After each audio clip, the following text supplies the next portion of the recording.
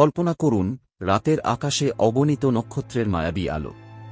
কিন্তু ভাবুন তো, এই আলো ছাড়াও আকাশে কি এমন কিছু আছে যা আমরা দেখতে পাই না?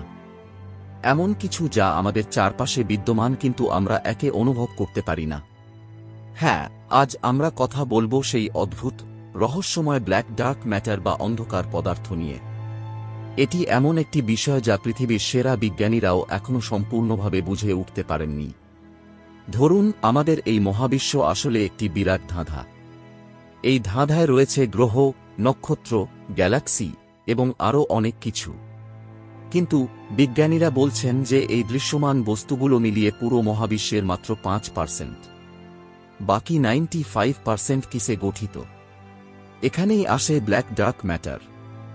ডার্ক ম্যাটার এমন এক পদার্থ যা আলো বিকিরণ করে না বা প্রতিফলিত করে না, ফলে আমরা একে দেখতে পাই না। কিন্তু এটি বিদ্যমান, কারণ আমরা এর মহাকর্ষীয় প্রভাব অনুভব করতে পারি। যেমন ধরুন, আমাদের গ্যালাক্সি মিল্কি ওয়ে। এর চারপাশে নক্ষত্ররা প্রচণ্ড গতিতে ঘুরছে। এই গতিবেগ অনুযায়ী তাদের ছিটকে যাওয়ার কথা, কিন্তু তারা ছিটকে যাচ্ছে না। এর কারণ হল ডার্ক ম্যাটার।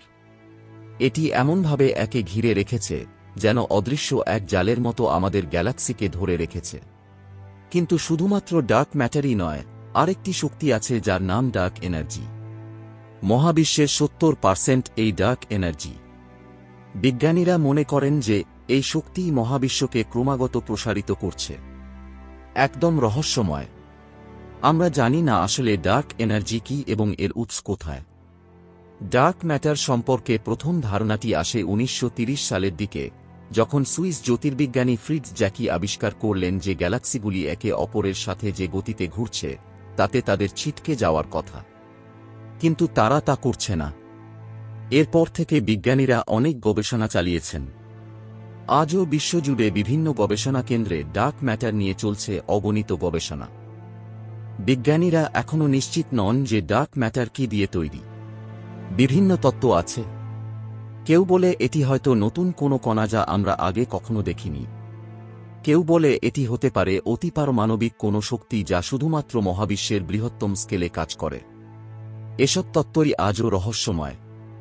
তবে একটি জিনিস আমরা জানি, ডার্ক ম্যাটার থাকলে আমরা আছি, আর না থাকলে হয়তো এই মহাবিশ্বের প্রকৃত চেহারাই ভিন্ন হতো।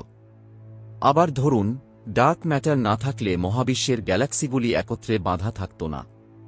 ফলে এক একটা গ্যালাক্সি হয়তো ছিটকে যেত এবং আমরা যাকে মহাবিশ্ব বলি তা হয়তো এত সুন্দরভাবে আমাদের সামনে প্রকাশ পেত না।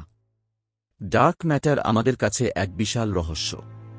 আমরা জানি এটি আছে, কিন্তু কিভাবে আছে বা কি দিয়ে তৈরি তা আমরা জানি না। এটি আমাদের মহাবিশ্বের সবচেয়ে গভীর রহস্যগুলোর একটি এবং এটি বোঝার মাধ্যমে আমরা হয়তো মহাবিশ্বের আরও অনেক গোপন কথা জানতে পারব।